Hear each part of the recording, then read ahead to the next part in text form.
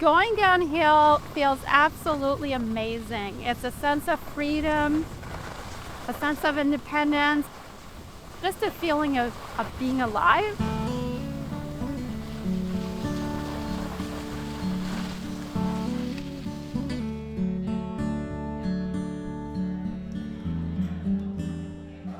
I've been blind since birth. I mostly see shadows, shapes, like outlines of things. And that's been that way kind of most of my life. I am visually impaired since birth. I have about 10% vision. I don't have much peripheral vision on my left side. So when I'm skiing, it changes a little bit. It's a little bit more difficult, but actually nighttime skiing is better for me because I could actually see some of the shadows, so some depth perception. Ski Hawks has been in operation since 1978, right here at Cap Borgen for visually impaired and blind athletes in the national capital region. I kind of went through like a gauntlet of surgeries from at 19 to about 28-ish, where I was like averaging 2 surgeries a year. Kind of went through 24 in total. So that really kind of hit the brakes on everything. And when my vision kind of took a nosedive, so did my sense of self. Like my whole kind of confidence as well just shattered, and I felt very fragile. Ski Hawks kind of opened up a world for me again that I thought was very much lost to me.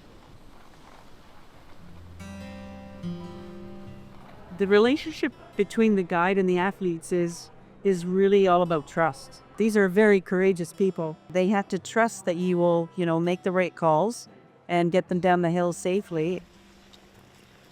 The people that come skiing and don't know about this program, what they see is a person in front and another person behind, and usually another person behind that person, and you hear left, right, left, right. The third person behind the guy, that's a blocker. They go opposite of the team to make sure that there's nobody that's going to come down really fast. That's the most important thing, is just to make sure that people that are behind are cognizant that they're there and they're, kind of keeping their distance. When you get people that are skiing kind of fast and coming too close to your skier, I wouldn't say that upsets me, but it makes me a little bit nervous. So I think that's the biggest challenge, is just, making sure that they get down the hill safe and that somebody doesn't hit them. My husband actually just started skiing about 8 years ago. So he was a late learner, but he wanted to learn to ski so that he could eventually guide me, so that we could have the opportunity to go anywhere other than ski at Cap Borgen. And so we ski together at times. I do ski with other guides as well, but sometimes it puts the relationship to the test, I have to say. When I'm snowboarding, I have to read the fall of the mountain through my feet. Andrew and Brody, my guides, they're like audio description or like audio beacons for me to know like I'm far too close to the trees, I'm far too close to the other side, to at least know I'm fairly centered where I'm going with them.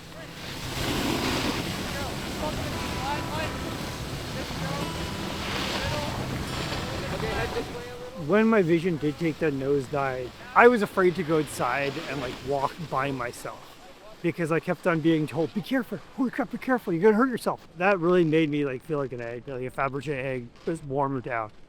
And then being paired with the dog, and then coming here, like feeling the slope of the mountain beneath me, having that sense of like, if I can do this again and I'm better now, being able to do things that I thought this was lost to me when my vision took the nose up. It's such a joy to have back. And being Canadian, like 6 months of our year is covered in snow. And it definitely beats being stuck inside and not being able to take advantage of this. The fact that I'm able to do this and the fact that there's organizations like this throughout Canada is one of those things that just allows me to feel alive again, allows me to feel like just because I'm blind, I don't have to kind of adopt the public perception of, oh, I need help to do everything. I can't do whatever I put my mind to. I just need to be kind of ignored and shunted off. I can, live a fulfilling life where I do stupid stuff like snowboard down a mountain and fall on my butt a lot. Truly, I'm so grateful to these two for my guides and those people who volunteer with this organization. I love to go fast, so it's really, I guess, I don't want to say freeing, but it's freeing in a sense that I can just cruise and not have to worry about anything because my guide's telling me where to go. It's amazing. It gives you so much confidence in yourself. And once you downhill ski and you're visually impaired or you're blind, you can do anything that you want because, hey, I'm a skier.